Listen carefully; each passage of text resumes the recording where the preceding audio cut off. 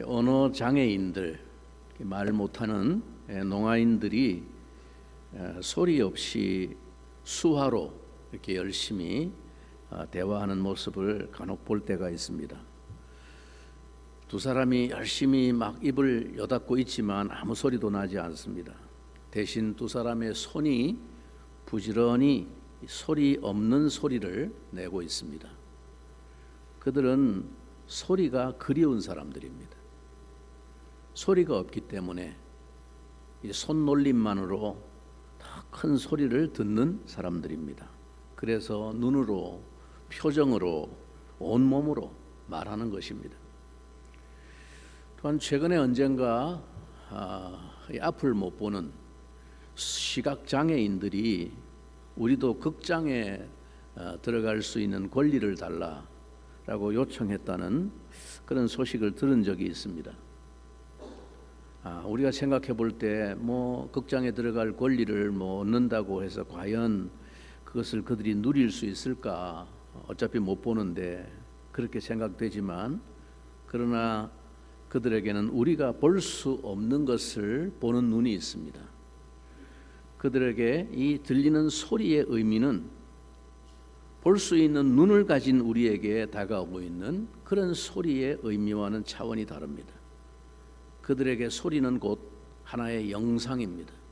상상을 통해서, 그 소리를 통해서 형상을 생각하고 또 색깔을 구분하고, 그들에게는 그 소리에 묻어나오는 온갖 색깔들을 놓치지 않는 예민한 능력이 있습니다. 하지만 우리는 오히려 다 볼 수 있기 때문에 귀 기울여 듣지 않습니다. 볼 수 있기 때문에 듣기 전에 보는 것만으로 그 소리를 먼저 판단해버리고, 들으면서도 귀를 의심하고 들리는 소리를 또 왜곡하고 그 소리를 하찮게 취급합니다. 소리가 있으나 소리를 듣지 못하는 사람들인 셈이죠. 중국 고서 중에 대학이라는 책이 있습니다. 옛날 선비들이 공부하던 교과서 중에 하나죠. 이 대학에 이런 구절이 있습니다. 신부재언이면 시불견하며, 신부재언, 마음이 없으면 시불견하다, 보아도 보지 못한다는 것입니다. 청이 불문하며, 들어도 들리지 않는다는 것입니다. 식이 부지기민이라, 먹어도 그 맛을 알지 못한다, 이런 말이 있습니다. 우리는 바로 눈앞에 있는 것도 사실 보지 못할 때가 있죠. 마음을 집중하지 않기 때문에, 그것에 전혀 마음이 없기 때문에, 내 바로 앞에서 옆에서 누군가 나에게 말을 지금 하고 있는데 그 역시 내가 듣지 못하고 지나칠 때가 있죠. 왜 그렇습니까? 마음이 다른 곳에 가 있기 때문이죠. 영적인 원리도 크게 다르지 않은 것 같습니다. 마음이 교만해져서 이제는 어느 정도 보인다고 생각하면서부터 더 잘 보이지 않게 되었고, 듣는다고 장담하면서부터 듣고 싶은 소리만 듣게 되었습니다. 그래서 우리는 점점 더 세미한 주님의 음성에는 귀가 들리지 않고 세상의 큰 소리, 자극적인 소리에만 반응하게 되었습니다. 돈이 있는 사람들의 소리, 권력이 있는 사람들의 소리, 지식이 있는 사람들의 소리만 믿을만 하다고 생각하게 되었습니다. 세상의 여론이 곧 진실인 양, 더 많은 사람들의 더 큰 소리를 추종하고 대세를 따르는 자들이 되었습니다. 많은 사람들이 찾고 따르는 넓은 길, 넓은 문으로 따라가는 사람들이 되는 것이죠. 오늘 우리가 읽은 본문 요한복음 10장은 소리를 듣는 것이 얼마나 중요한지를 잘 보여주고 있습니다.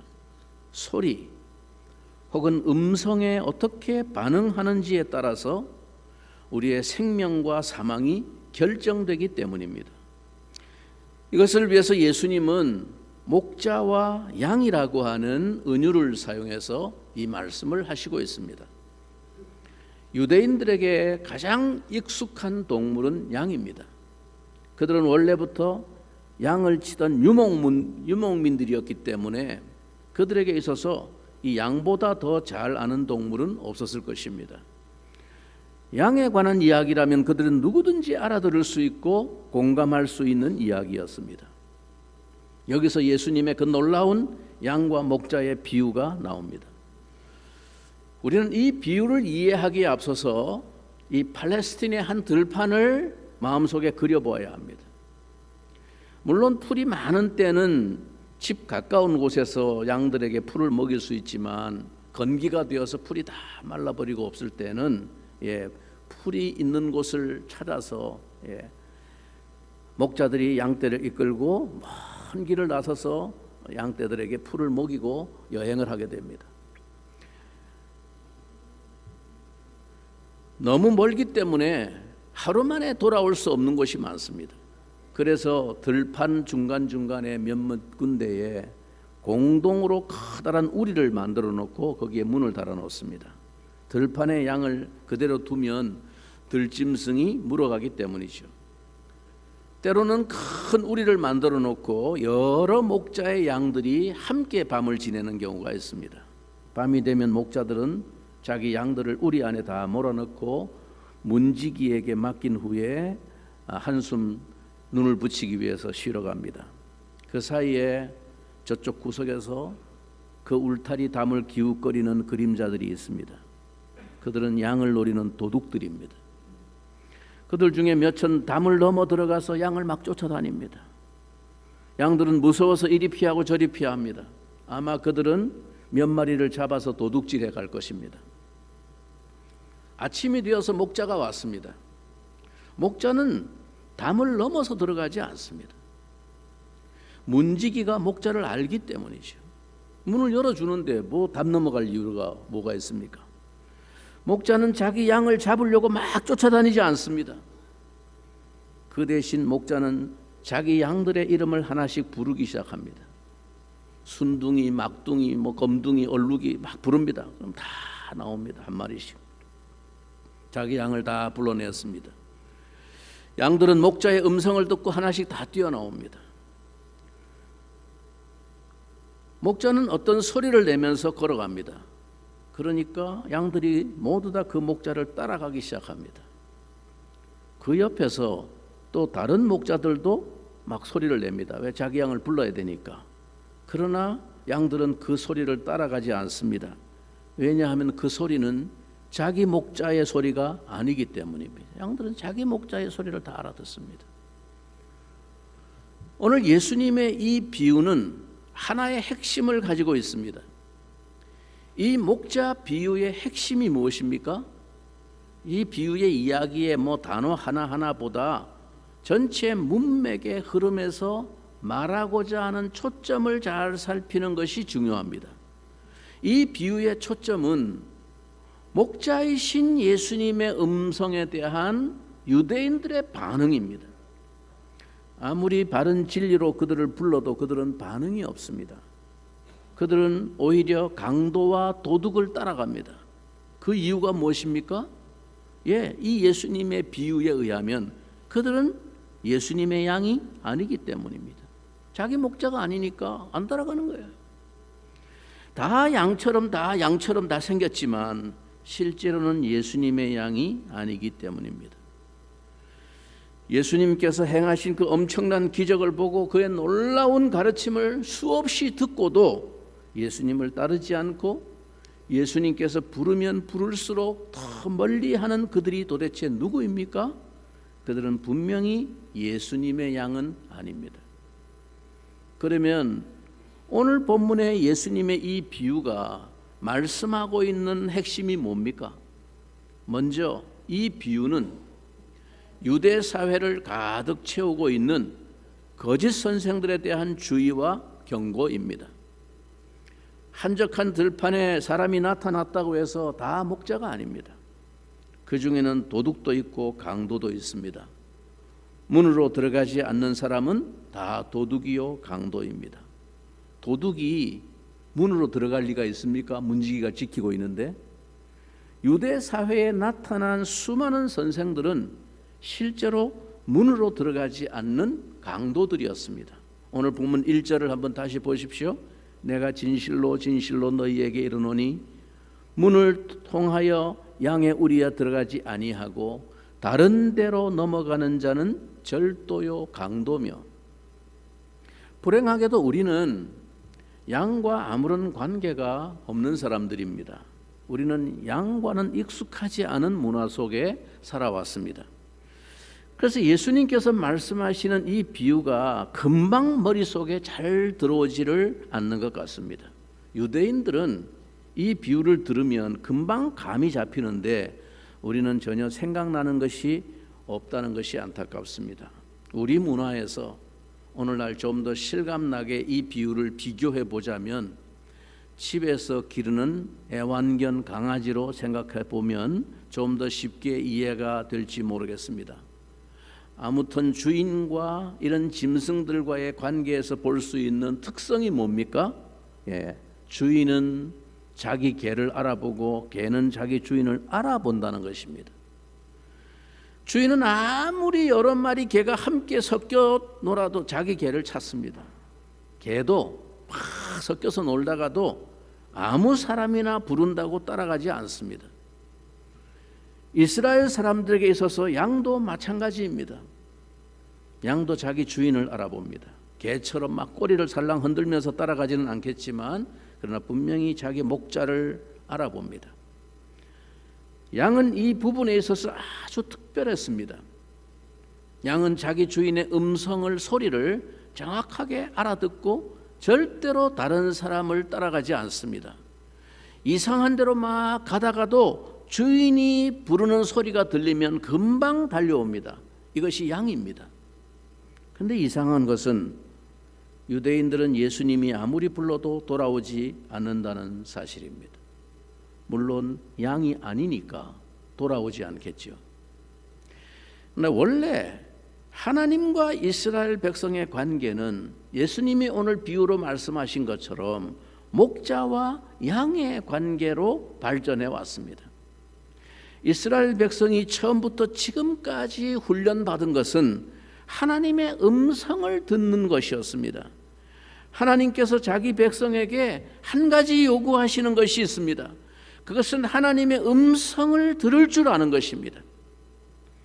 아무리 자기 생각에 빠져 있다고 하더라도 하나님의 말씀이 아니라고 하면 가던 길을 돌이켜서 하나님께로 돌아올 수 있는 자세를 하나님은 자기 백성에게 요구하시고 그것을 계속 훈련해 왔습니다. 광야의 훈련이 그러했고 구약 역사 속의 선지자들을 통한 하나님의 훈련이 그러했습니다. 그러나 예수님께서 이 유대 사회에서 경험하고 계신 것이 뭡니까? 그들은 아무리 불러도 돌아오지 않았습니다. 그렇게 많은 기적을 보고 그렇게 많은 말씀을 듣고서도 그들은 주님께 돌아오지 않습니다. 계속해서 나쁜 교사들의 가르침을 청종하고 따라갔습니다. 자기 의를 내세우고 자랑하며 믿음의 도리를 왜곡시키고 있는 거짓 선생들, 장로들과 랍비들의 전통을 고집하며 따라갔습니다. 주님은 바로 이 부분에 있어서 크나큰 안타까움을 가지고 있습니다. 말씀을 들으면 돌아서야 할 것이 아닙니까? 그러나 그들은 끝까지 자기 고집대로 갑니다. 저 사람들은 분명히 거짓된 선생들이요, 강도요, 도둑놈들인데 이들은 그들의 가르침을 끝끝내 따라갑니다. 그런데 유대인들은 왜 주님의 음성을 듣지 못했습니까? 바로 그들의 마음이 다른 것에 가 있기 때문입니다. 신부재언이면 즉 마음이 있지 아니하면 시불견하고 보아도 보지 못하고 청이 불문하다. 들어도 듣지 못한다. 그들이 예수님의 말씀을 듣고 생각한 것이 뭡니까? 그들의 마음이 가 있는 것이 뭡니까? 예수님의 말씀은 너무나 지나치게 이상적이야. 아주 탁월한 놀라운 가르침이긴 한데, 완벽한 가르침이긴 한데, 그러나 이대로 사는 것은 우리는 좀 곤란해. 바로 이것입니다. 이것이 바로 우리의 이야기가 아닙니까? 우리는 주님의 말씀을 들으면서 설교로는 그게 훌륭하다고 생각합니다. 큰 감동도 받습니다. 유대인들조차도 예수님의 말씀을 듣고 그 가르침에 놀랐더라라고 하지 않습니까? 예. 그러나 우리 마음 한구석에서 이것을 하나의 이론으로 해석해 버립니다. 이 말씀대로 살 수 있는 사람이 얼마나 있겠어? 이것은 하나의 이론이고 원리일 뿐이야. 원리가 그렇다는 거지. 그래서 주님의 말씀을 있는 그대로 받아들이지 못하고 그 의미를 축소시키고 재해석해서 결국 주님의 말씀으로 돌아오지 않고 처세에 능한 세상 랍비들 거짓 가르침에 손을 잡고 따라갑니다. 구약에서 에스겔 34장은 오늘 이 요한복음 10장의 중요한 배경이 되는 말씀입니다. 에스겔 34장은 거짓 목자를 고발하는 내용으로 시작합니다. 그들은 하나님의 백성을 미혹해서 죄를 짓게 한 자들이다. 이스라엘의 목자들이 그런 자들이라 하나님께서 말씀하십니다. 선생으로 자처하고 이스라엘의 목자라고 자처하는 종교 지도자들, 그들은 양떼를 먹이거나 돌보지 않고 오히려 살찐 양을 잡아 그 기름을 먹으며 그 털을 입기까지 했다라고 말합니다. 하나님은 친히 목자가 되셔서 흩어진 양들을 구원에 다시 모으시고 거짓 목자를 심판할 것이라고 예언하셨습니다. 그리고 아주 흥미로운 약속을 한 가지 하셨는데, 이제 내가 새로운 목자를 세우시겠다라는 예언입니다. 에스겔 34장 23절에 보면 이런 예언을 하셨습니다. 내가 한 목자를 그들 위에 세워 먹이게 하리니 그는 내 종 다윗이라. 그가 그들을 먹이고 그들의 목자가 될지라. 나 여호와는 그들의 하나님이 되고 내 종 다윗은 그들 중에 왕이 되리라. 나 여호와의 말이니라. 여기서 다윗은 당연히 훗날 오실 다윗과 같은 메시아, 다윗과 같은 왕을 가리키는 예언입니다. 그분은 바로 다윗의 후손으로 태어나신 예수님입니다. 예수님을 목자로 세워서 이 백성을 구하시겠다고 하나님이 예언하신 것입니다. 유대인들은 이미 이러한 구약 성경의 배경을 알고 있었습니다. 따라서 예수님이 자신을 묘사하시면서 나는 목자라, 목자와 양의 비유를 예수님께서 사용하신 것입니다.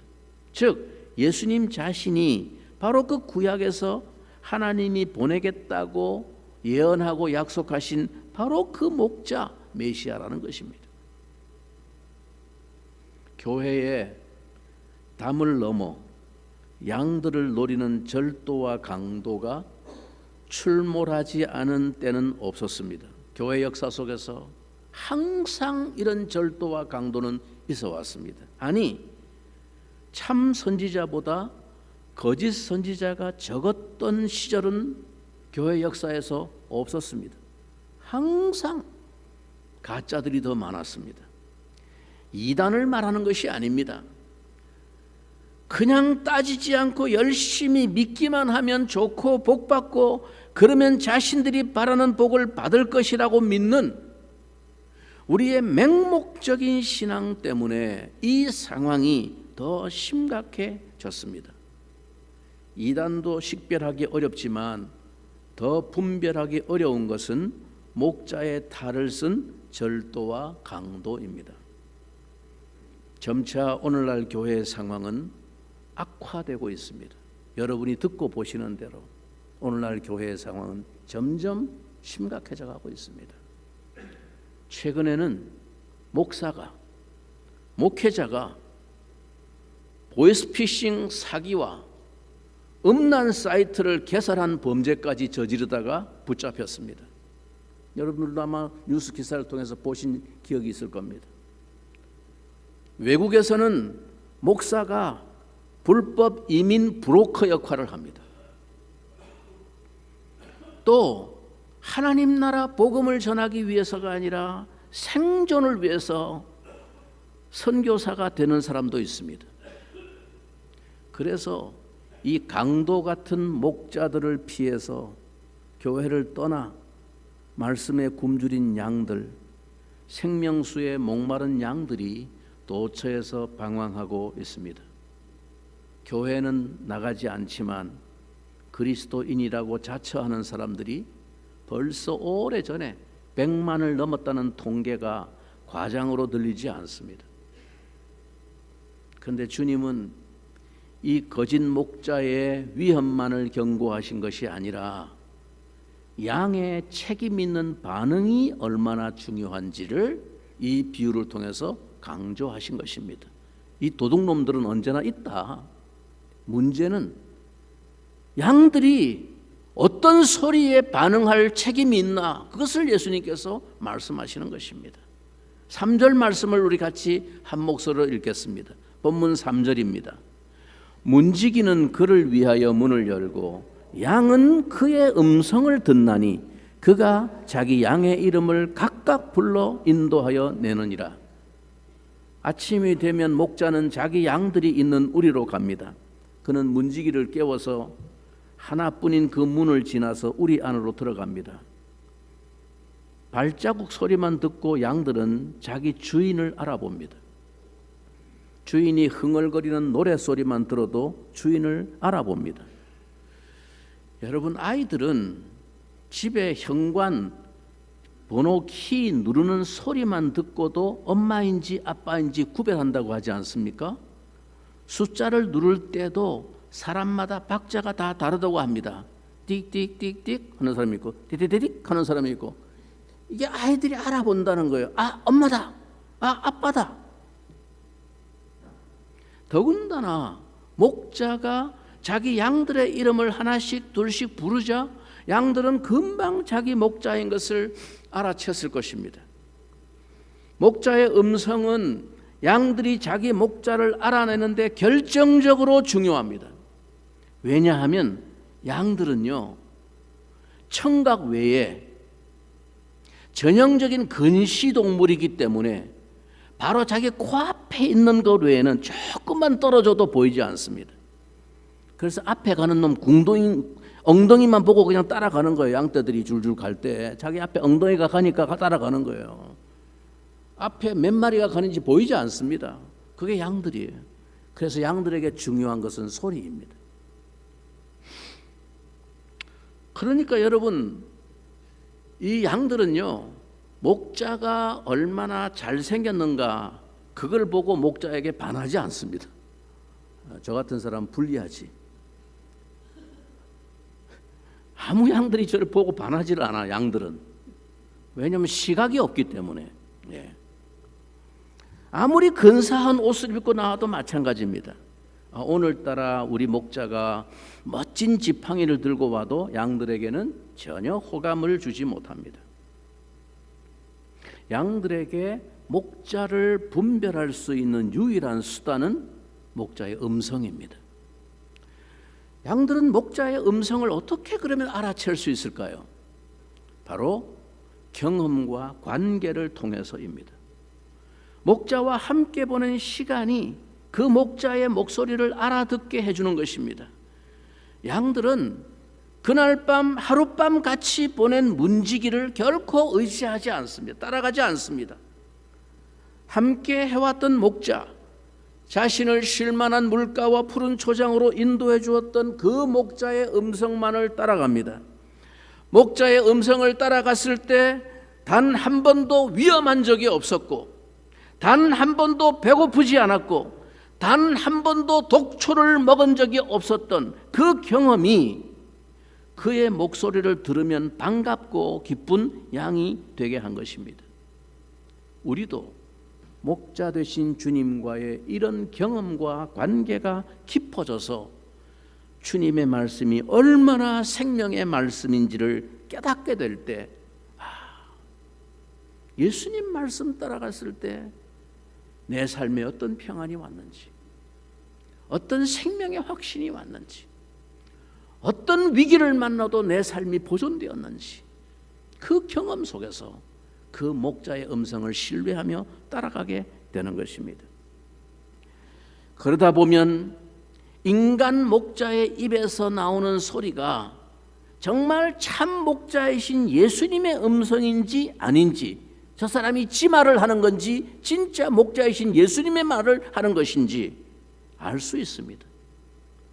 자신이 얼마나 못난 죄인이고 얼마나 하나님의 은혜가 필요한지를 깨달은 사람들은 절도와 강도의 이기적이고 야심 가득한 그 음성을, 그 속마음을 분별할 수 있습니다. 우리는 모두 주님의 양들입니다. 얼마나 참 목자의 음성을 잘 분별하고 따라가는 우리가 언제나 되기를 바랍니다. 하나님은 생명의 꼴을 주는 목자가 누구인지를 분별할 책임을 우리에게 주셨습니다. 그 분별이 우리의 생명과 사망을 결정할 것입니다. 그것이 교회의 생사를 결정할 것입니다. 하지만 참 목자의 음성을 분별하고 따르는 일이 전적으로 우리에게 달린 것은 아닙니다. 다행히도 우리의 분별력이 있기 전에 우리를 아시는 주님이 계시기 때문입니다. 우리에게는 우리의 이름을 아시고 하나하나 불러주시는 목자가 계십니다.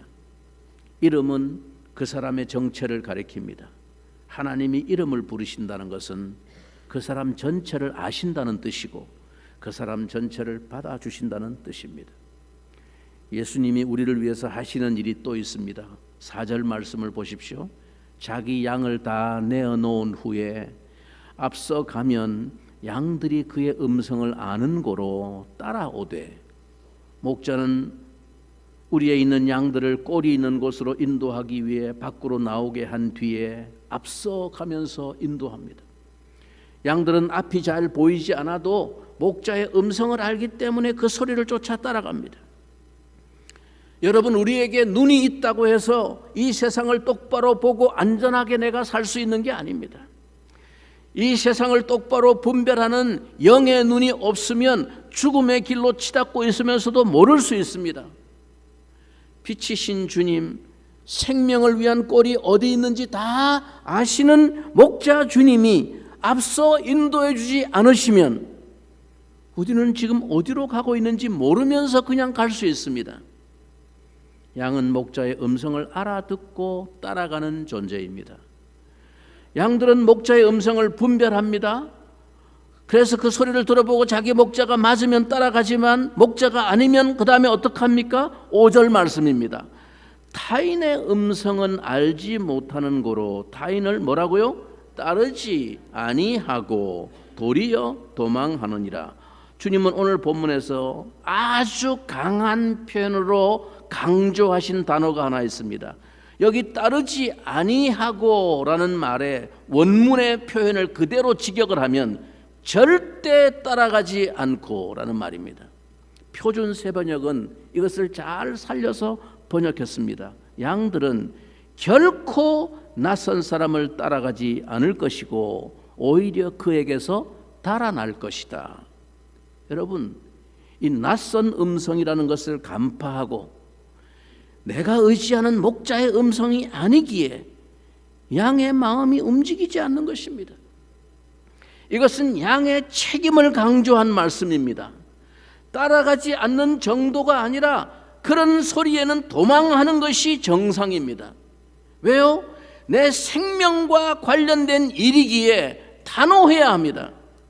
그리스도인들은 모든 면에서 너그러워야 하지만 그러나 진리와 진리가 아닌 것 사이에서는 냉정할 필요가 있습니다.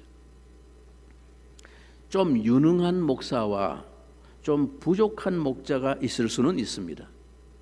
좀 부족한 면이 있다고 다 돌아서야 하는 것은 아닙니다. 그러나 참 목자와 거짓 목자의 문제일 때는 선택의 여지가 없습니다. 더 이상 망설이지 말아야 합니다. 신앙생활 하면서 오랫동안 그 교회를 출석하는데 언제부턴가 양심의 갈등이 생깁니까? 참 목자이신 하나님의 음성과 다르다고 느껴지십니까?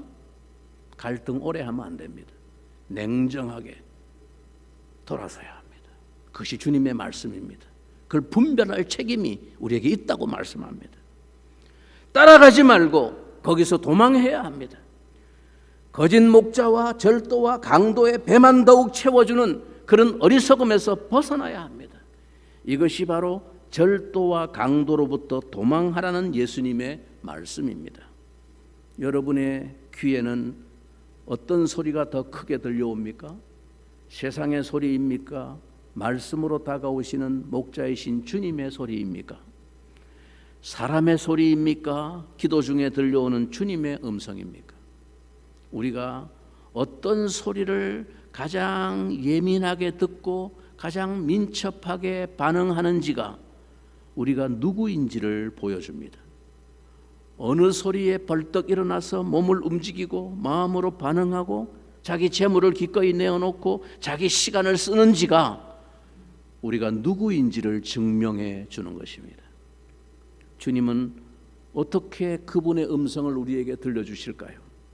우리는 당연히 하나님의 말씀을 깊이 묵상하는 중에 물리적인 음성은 아닐지라도 세미한 주님의 부르심과 촉구하심을 느끼게 될 것입니다.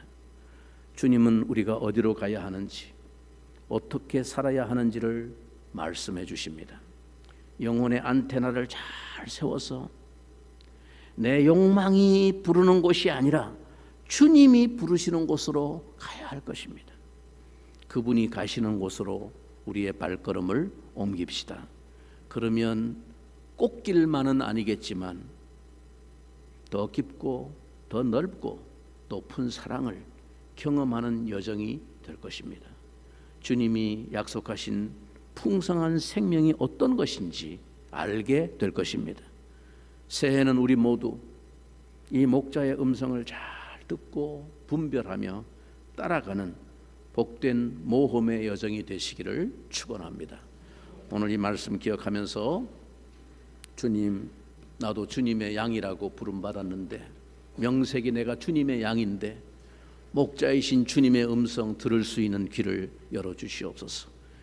너무나 혼잡스러운 세상의 갖가지 소리에 귀가 둔해져서 참 세미한 주님의 음성을 듣는 일에 내 영혼의 귀가 막히는 어리석은 양이 되지 않도록 날마다 요란한 소음 가운데서도 주님의 목자 되신 주님의 소리에 귀를 기울이고 그 소리만 따라가는 그런 복된 신앙의 여정이 되도록 올 한 해 나의 걸음을 인도해 주시옵소서.